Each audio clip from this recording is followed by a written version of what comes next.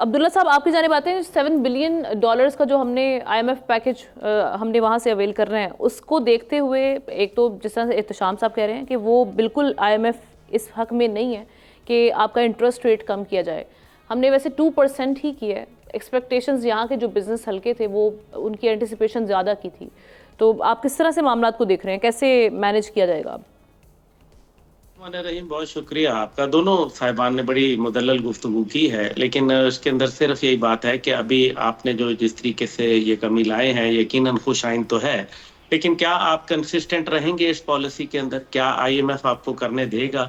ابھی تو کر دیا لیکن ابھی تک تو پیسہ نہیں آیا، اور اگر پیسہ نہیں آیا تو اس کی بنیاد کے اوپر ہم نے بادل دیکھ کے گھڑے پھوڑ دیے ہیں.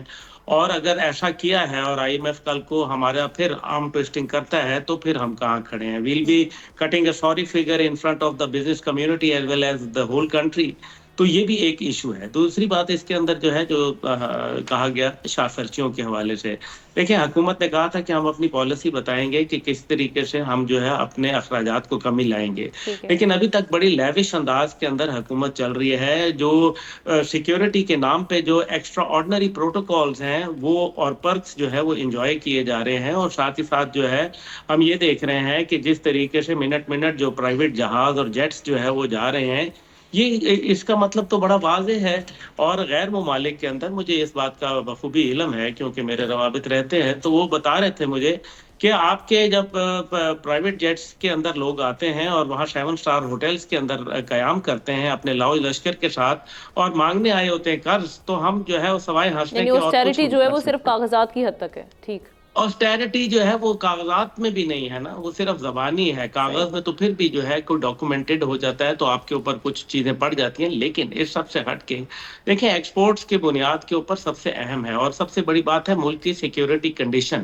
ایک تو پولیٹیکل انوائرمنٹ جو ہے بڑی ہاسٹائل ہے، اور دن بدن کوئی نہ کوئی ایک واقعات ہوتے ہیں جس سے بزنس کمیونٹی بہت شدت سے متاثر ہوتی ہے. سیکنڈلی یہ ہے کہ یہ جو آپ انڈیکس کے اوپر دیکھتے ہیں یہ کہ جی آج بڑی زبردست مندی ہو گئی یا آج بڑا اتار چڑھاؤ آ گیا، اس سے تو میرے خیال میں اشاریہ کچھ فیصد لوگ جو ہے مستفید ہوتے ہیں. پورے پاکستان کا سٹاک مارکیٹ سے کوئی تعلق نہیں ہوتا. عام آدمی کو جو بنیادی ریکوائرمنٹس ہیں وہ اس تک نہیں پہنچ رہی ہیں. اور ٹھیک ہے یہ ہم فگر وائز گروتھ وائز یہ ساری چیزیں اپنی جگہ بات کرتے ہیں، لیکن ریالٹی اس کے برعکس ہے. ریالٹی یہ ہے کہ آپ کا ڈالر جو ہے بڑی مشکل سے ابھی تھوڑا سا سٹیبل ہوا ہے، اور اس کی بھی وجوہات ہیں. جب تک کہ آپ ایک پیراڈائم شفٹ نہیں لیں گے، آپ ایک ایسی پالیسی نہیں بنائیں گے جس کے اندر آپ کو باقاعدہ مغرب کے چنگل سے آزاد ہونا پڑے گا. ابھی ہمارے دونوں معزز پینلسٹ نے یہی بات کہی کہ IMF ہماری آرم ٹویسٹنگ کرتا ہے، IMF جو ہے ہمیں جو ہے دیوار سے لگا رہا ہے. لیکن اگر IMF آپ کو they are pushing against the wall, تو دس مینس کہ IMF is hostile towards Pakistan prosperity and stability.